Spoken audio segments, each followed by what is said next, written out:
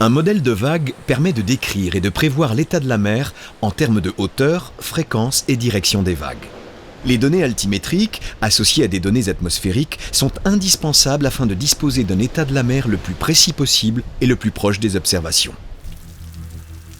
D'une part, les hauteurs de vagues observées par les altimètres sont assimilées dans le modèle afin de corriger les erreurs liées à la physique du modèle ou aux incertitudes issues du forçage atmosphérique.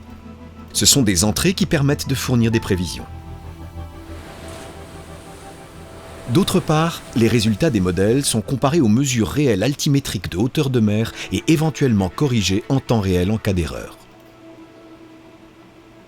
Le modèle de Météo France fournit des paramètres décrivant l'état de la mer toutes les 3 heures, avec des prévisions à 10 jours. En se basant sur ces sorties, les prévisionnistes peuvent établir des bulletins de sécurité marine quotidiens sur leur zone de responsabilité. Pour la prévision à 6 heures, le degré de confiance est supérieur à 90%. À 3 jours, il reste convenable de l'ordre de 70%.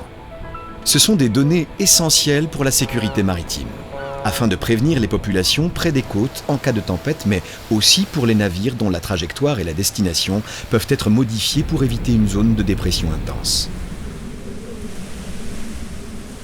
Le modèle actuel informe aussi les navires du risque de rencontrer des vagues scélérates dont la détection est rendue possible par l'altimétrie. C'est sur l'Atlantique Nord que la probabilité des vagues scélérates est la plus forte. Par exemple, au cours des tempêtes de l'hiver 2014, Sara l'Altica a mesuré des vagues pouvant atteindre plus de 14 mètres. L'altimétrie a permis aussi de détecter les changements brusques de hauteur de vague, indiquant la présence de fortes interactions vagues-courants et par conséquent une grande probabilité d'occurrence de vagues scélérates. Après la fin de vie des missions Jason 1 et Envisat de 2002 à 2013 et la fin de vie de Jason 2 de 2008 à 2020, le modèle de vague utilise actuellement les données de Sara l'Altica, Jason 3, Cryosat 2 et Sentinel 3, qui fait partie du programme du service européen Copernicus.